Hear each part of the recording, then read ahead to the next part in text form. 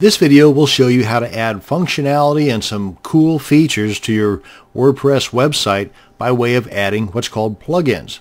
If we log into our dashboard area, and you can do that by putting your URL to your website in the browser bar, then typing /wp-admin, and then if you're not already logged in, then it will prompt you to log in by popping up a little box here that asks for your username and your password. Enter those two details and then you'll end up here. At this point, we come over here to plugins, go to installed plugins. This will show you all of the currently installed plugins, and as in this case, if there are new versions available, in which case you could update now. I would go ahead and make it a point to keep all of your plugins, all of your themes, even your core installation fully up to date. It's just a good practice to get in. Now, these are your current list of plugins, or at least my current list of plugins.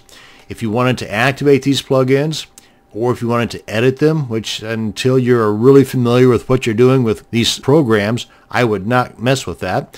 Or you can also delete the plugins, because even by editing a plugin, it can in fact damage your entire site. So you want to be wary of that little link right there. Now, if you wanted to add new plugins, which is kind of the gist of this video, you come on up here to add new, or over here under the plugin subpanel, you can click on add new here, and that'll take you to the same place, which is here. And you can see the links to the popular tags here. So this can give you an idea as to what a lot of other people are adding to their WordPress website by way of plugins related to Facebook or Google or images and Twitter and widgets and so on.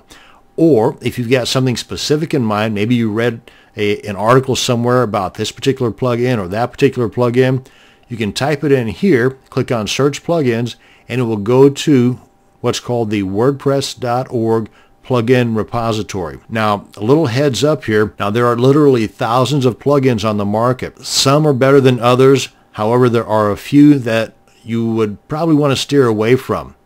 To be on the safe side, when you're first starting out, you really only want to stick with the plugins that can be found inside of the WordPress.org plugin repository.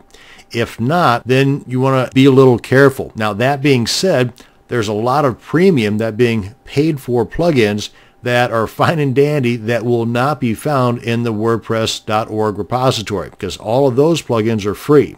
The ones that I'm referring to be wary of are the free plugins that are not found in the WordPress plugin repository, because those plugins might have some bad code installed on them that once installed on your website, that plugin creator might now have a backdoor access to the inside of your website and may not have good intentions. So you want to be wary of getting free plugins outside of WordPress.org. Okay, all that said, I'm off my soapbox now.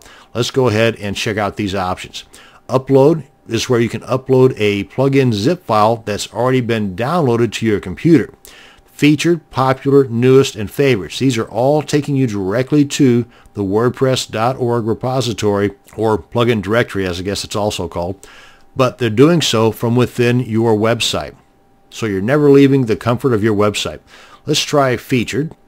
And inside of here, you can see some of the featured plugins. And here you can get the ratings. You can get a bit of a description of that particular plugin. But to install one of these plugins, you just simply click on Install Now. And it'll give you a little message here warning you, are you sure you want to do this? Which is cool, because that way it just gives you a chance to back out if you don't want to. Then you just click on OK. And at this point, the plugin is being installed, but it's not active on your site yet. We go back here to Plugin Installer. And if we go to Installed Plugins, because there's a difference between an installed plugin and an activated functioning plugin. Right now, this guy is installed on our WordPress website, but it's not active. To activate it, you just click on Activate right here, and it's good. Or you can select it and then click on Delete. And you'll get this option here to make sure that you do want it deleted. Click on Yes or No, and now you're back to where you were. And that's an explanation of how you can add additional features and functionality to your WordPress website by installing and activating plugins.